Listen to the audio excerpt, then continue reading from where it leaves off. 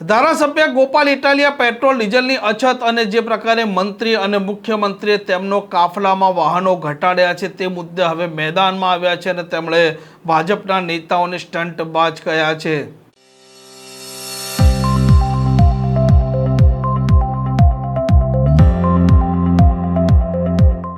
નમસ્કાર, આપ જોઈ રહ્યા છો હોટલાઇન ન્યૂઝ અને હું છું આપણી સાથે તોફિક ગાંચી। મુખ્યમંત્રી, મંત્રીઓ અને ભારતીય જનતા પાર્ટીના નેતાઓએ અત્યારે નિર્ણય કર્યો છે કે જે પ્રકારે વાહનોનો ઉપયોગ થઈ રહ્યો છે તેમાં તે ઘટાડો કરશે। મંત્રી અને મુખ્યમંત્રી તેમના કાફલામાં વાહનો ઘટાડી ચૂક્યા છે અને ભાજપના નેતાઓ હવે સોનાની પણ ખરીદી નહીં કરે અને ઓછામાં ઓછો છે તે તેમના વાહનનો ઉપયોગ કરશે અને જાહેર પરિવહન છે તેનો વધારે ઉપયોગ કરશે। આ દરેક મામલે હવે ધારાસભ્ય ગોપાલ ઇટાલિયા મેદાને આવ્યા છે અને તેમણે ભાજપના નેતાઓને સ્ટંટબાજ ગણાવ્યા છે। તેમણે કહ્યું છે કે તેમના કાફલા ઘટાડાથી રાજ્યના લોકોને કોઈ ફરક નથી પડવાનો।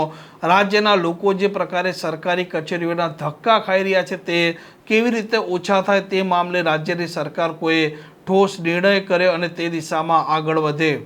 ભાજપના નેતાઓએ જનતા જાણે કે સાવ જ અજાણ હોય, અજ્ઞાન હોય, અબૂધ હોય, જનતાને કોઈ વસ્તુની માહિતી ન હોય એવી રીતે જનતાની આંખમાં ધૂળ નાખવાનું, જનતાને છેતરવાનો એક પબ્લિસિટી સ્ટન્ટ ભાજપના બધા નેતાઓ કરી રહ્યા છે। એટલે મારી વાત શરૂ કરું એ પહેલાં મિત્રોને વિનંતી કે જો મારી વાત યોગ્ય હોય તો હજારો લોકો સુધી આ વાત પહોંચાડો। છેલ્લા 2-3 દિવસથી ભાજપના દેશભરના અને ગુજરાતના નેતાઓ છે એ તમાશો કરી રહ્યા છે, સ્ટન્ટ કરી રહ્યા છે, જાણે કે પોતે બહુ મહાન માણસો છે અને ગુજરાતની જનતા મહાન નથી।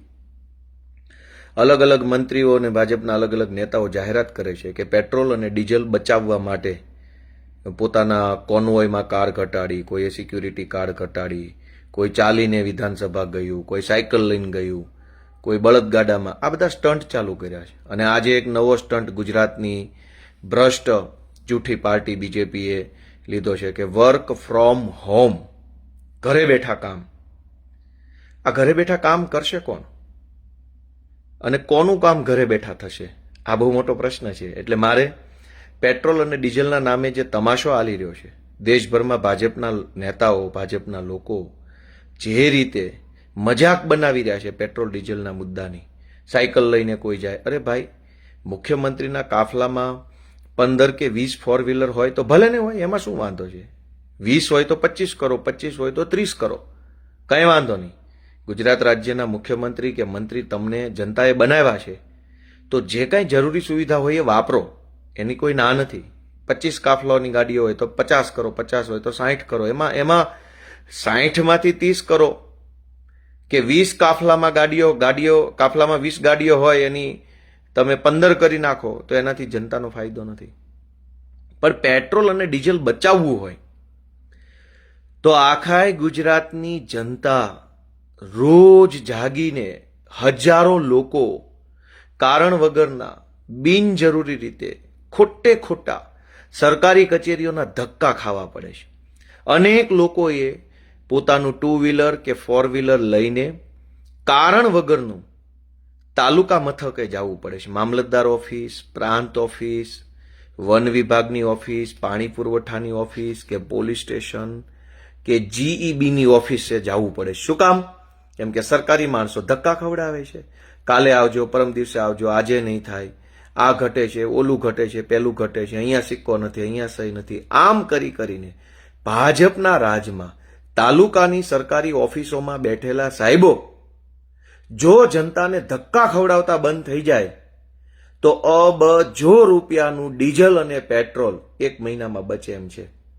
પણ ભાજપના નેતાઓને એવું નહીં આવડે, એને તો તમાશો કરવો છે, સ્ટન્ટ કરવો છે। ડીઝલ બચાવવાના નામે મુખ્યમંત્રીના કાફલામાં ધારો કે 20 ફોર વ્હીલરો હોય તો 20ના બદલે 3 કરી નાખવાથી જનતાનો શું ફાયદો? અને 20ના બદલે 38 ફોર વ્હીલરો લઈને મુખ્યમંત્રી ફરે તો એમાં ગુજરાતની જનતાને શું નુકસાન છે? પેટ્રોલ ડીઝલ બચાવવું હોય તો હજારો લોકોએ સરકારી અધિકારીઓની દાદાગીરીના કારણે ગામડામાંથી તાલુકા સેન્ટર ઉપર જે ધક્કા ખાવા પડે છે, ધક્કા ઓછા થાય એવી કોઈ ટેકનોલોજી, વેબસાઇટ, એપ્લિકેશન, ઓનલાઈન સુવિધા, વોટ્સએપ સુવિધા, મિસ કોલ સુવિધા કરો તો અબજો રૂપિયાનું ડીઝલ બચે એમ છે. પણ ભાજપવાળા આવા ધંધા નહીં કરે, બસ સ્ટન્ટ નાખે છે. મુખ્યમંત્રીએ પોતાના કાફલામાં વાહન ઘટાડ્યા, ફલાણા અભણ મંત્રી છે એ સાયકલ લઈને સચિવાલય જશે, ફલાણો અંગૂઠા છાપ ઠોઠ નિશાળિયા જેવો મંત્રી છે એ હવે ઇલેક્ટ્રિક કારમાં જશે. તમારે પેટ્રોલ ડીઝલ બચાવવું છે તો હું બીજો ઉપાય આપું કે આપણા ગુજરાતમાં જેલની અંદર જે કેદીઓ રહેલા છે એ અનેક કેદીઓને કેદી જાપ્તામાં પોલીસની ગાડીઓમાં ભરી ભરી અને જેલમાં લઈ જવામાં આવે છે. રોજના હજારો પોલીસવાળા, હજારો ગાડીઓ.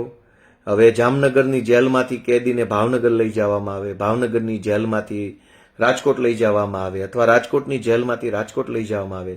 રોજના હજારો કેદીઓને સરકારી વાહનોમાં બેસાડીને કોર્ટ સુધી, અદાલત સુધી લઈ જવામાં આવે છે. તો 100% ડિજિટાઇઝેશન કરીને 100% હાજરી કોર્ટમાં વિડીયો કોન્ફરન્સ થ્રુ થાય એવું કેમ આયોજન નથી કરતા?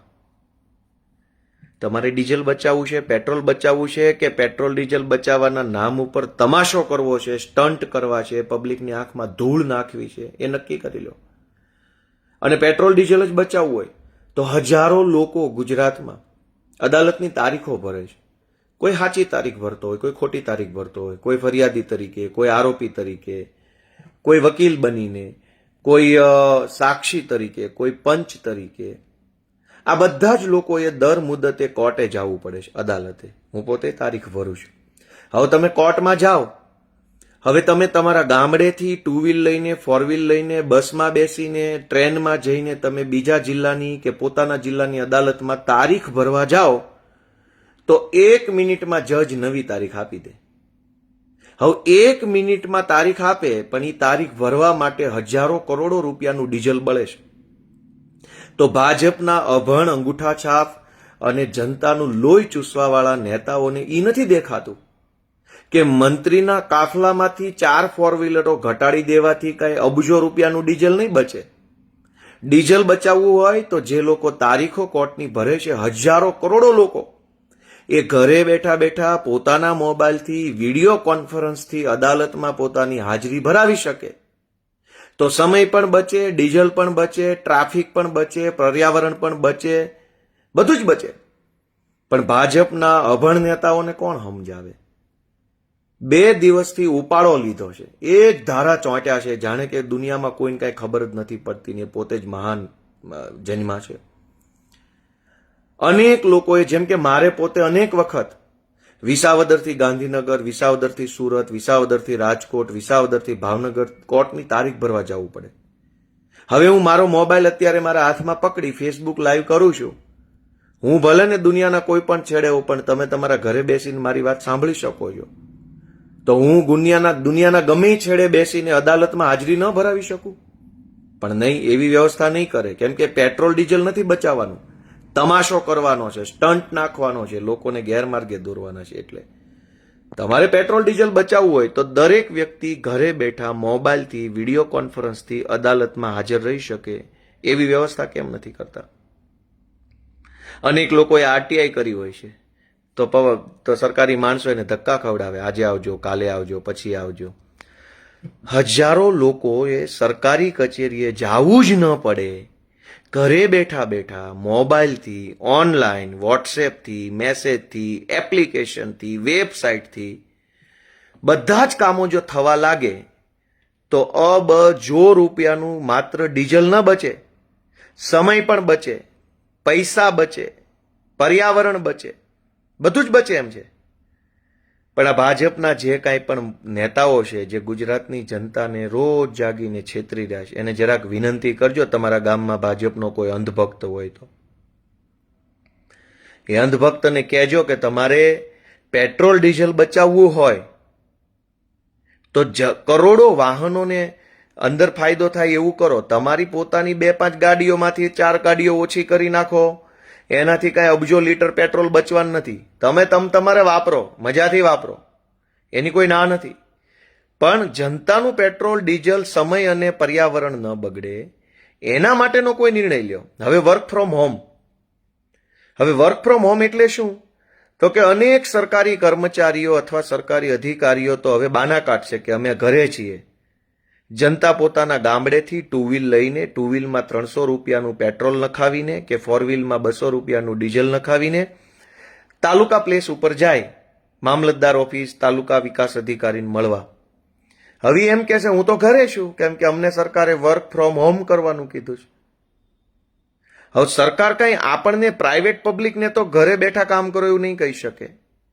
સરકાર તો પોતાના સરકારી માણસોને કહેશે કે વર્ક ફ્રોમ હોમ, ઘરે બેઠા કામ કરો.